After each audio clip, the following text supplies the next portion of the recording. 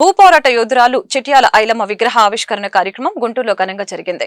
Chandramouli Nagar BSNL office వద్ద ఏర్పాటు చేసిన ఐలమ్మ విగ్రహాన్ని ఎమ్మెల్యే గల్లా మాధవి ముఖ్య అతిథిగా హాజరై ఆవిష్కరించారు. ఈ కార్యక్రమంలో ఎమ్మెల్సీ దువ్వారపు రామారావు, ఇతర బీసీ నేతలు పాల్గొన్నారు.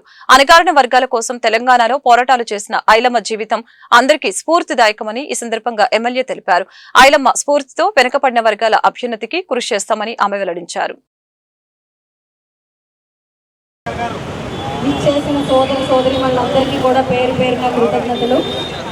ఈరోజు ఐలమ్మ గారి విగ్రహాన్ని ఆవిష్కరించుకుంటున్నాము. చాలా ఆనందంగా ఉంది. ఈ కార్యక్రమంలో నన్ను భాగస్వామ్యం చేసినందుకు ఇక్కడ ఈ ఆర్గనైజర్ టీమింగ్ అందరికీ కూడా కృతజ్ఞతలు తెలుపుతున్నాను. ఈరోజు ఐలమ్మ గారి జయంతిని పురస్కరించుకొని ఈ యొక్క కార్యక్రమానికి శ్రీకారం చుట్టారు పెద్దలందరూ కూడా. సో ఆ కార్యక్రమంలో నేను పాల్పంచుకోవడం నాకు చాలా ఆనందకరంగా ఉంది. ఈరోజు ఐలమ్మ గారు కానివ్వండి, మరి ఇంకా ఎంతోమంది వారి వారి సమాజంలో సామాజిక వర్గం గురించి పోరాడిన వారు, సమాజం కోసం పోరాడిన వారు ఎందరో త్యాగ ధనులు ఈరోజు మన దేశంలో ఉన్నారు. వారందరినీ స్మరించుకుంటూ మనము విగ్రహాలు చేయడం, ఆవిష్కరించుకోవడం కానివ్వండి, జయంతులు కానివ్వండి, వర్ధంతులు కానివ్వండి, మనం మరవకుండా చేసుకుంటున్నాం. వీటన్నిటికీ ఏకైక రీజన్ ఏంటంటే వారిని మన మనసులో ఉంచుకుని, వారి స్ఫూర్తిని మన మనసులో నింపుకొని వారి అడుగుజాడల్లో వెళ్ళే ప్రయత్నం చేయడం మాత్రమే ఈ కార్యక్రమాలన్నిటికీ కూడా నిదర్శనం.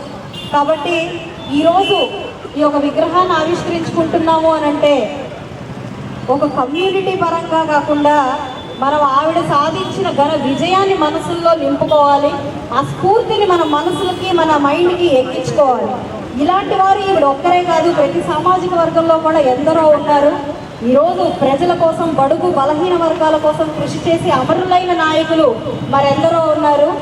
వారందరినీ కూడా మనము ఇలాగే విగ్రహాల రూపంలో కానివ్వండి, వారి జయంతుల రూపంలో కానివ్వండి, మనం పరిపాటిగా నిర్వహిస్తూనే ఉంటాం. అదేవిధంగా ఈరోజు ఈవిడ చేసిన త్యాగానికి, మరి ఈవిడేమి బ్రిటిష్ వారిని ఎదిరించలేదు, ఒక పొలిటికల్ పార్టీకి సంబంధించిన వ్యక్తి కాదు, లేదా కేవలం సామాజిక వర్గానికి మాత్రమే హైలైట్ అయ్యేలాగా ఆనాడు ఆవిడ త్వరల్ని ఎదిరించలేదు. ఆవిడ కేవలం ఆవిడకు జరుగుతున్న అన్యాయాన్ని ఎదిరించారు. ఆ జరుగుతున్న అన్యాయాన్ని ఎదిరించే భాగంలోనే ఆవిడ చిరస్మరణీయంగా ఈరోజు నిలిచారు, మనందరికీ ఆదర్శంగా ఉన్నారు.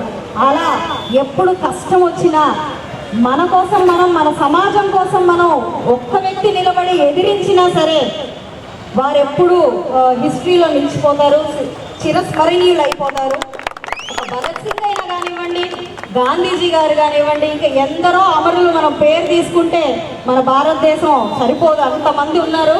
వాళ్ళందరూ కూడా సమాజ శ్రేయస్సు కోసం ఎంతో కృషి చేశారు.